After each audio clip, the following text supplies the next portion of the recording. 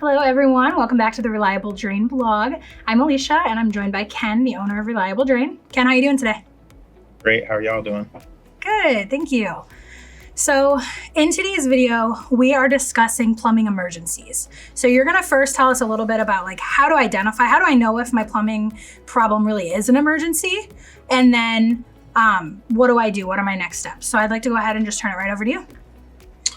So in-house, we train all of our CSRs to try to identify that very important question. What is classified as an emergency? What customer that calls has a problem that we have to figure out how to deal with right now, right? Because scheduling in our world is one of the hardest things. We've got guys all over the place working. They're not just sitting waiting for the phone to ring usually. So how can we justify pulling a guy from a non-emergency job if need be, which we try never ever to do, by the way. But if we had to pull a guy from a job, what would be the reason, right? What would be the cause that would pull us to take a little time away from this job to go take care of a different customer or pull somebody out of the shop or whatever the case may be? Right. And there's a really easy answer to that. Anything that you have at your house, any problem that you have at your house that's going to cause damage. If your sewer backing up is going to cause damage to something, a finished basement, a finished floor level,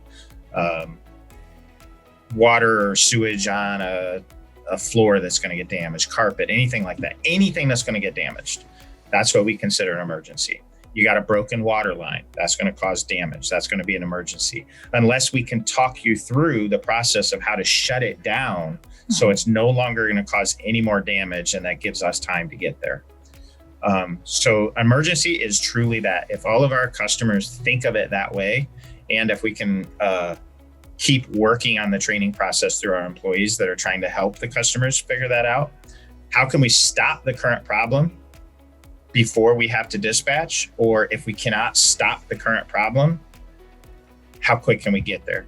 How big of an emergency is it? What is it going to damage? If a basement drain is backing up and it's just putting a little wet spot and it's not finished, that's an emergency, right? That's something we want to take care of right away, but it's not as much of an emergency as if you have a finished basement right there and we're going to ruin a finished basement if we don't figure out how to get there right now.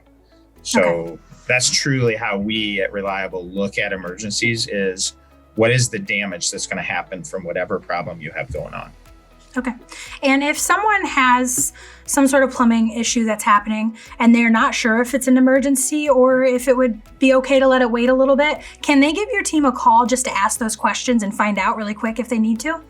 Oh, absolutely. Absolutely. We're here for every customer, any time of the day.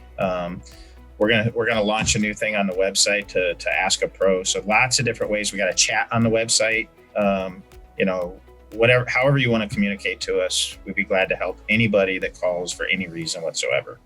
Okay, wonderful. Well, thank you so much for telling us a little bit more about that. And if you're watching this video right now and maybe you are having a plumbing issue, you don't know if it's an emergency, you need to ask, you could definitely reach out to Reliable Drain. They'll answer your questions for you. If you're ready to set up an appointment for any of their services that they offer, you can also check those out online at reliabledrain.com. Make sure you're tuning in weekly to our blogs where we answer similar questions to this each week.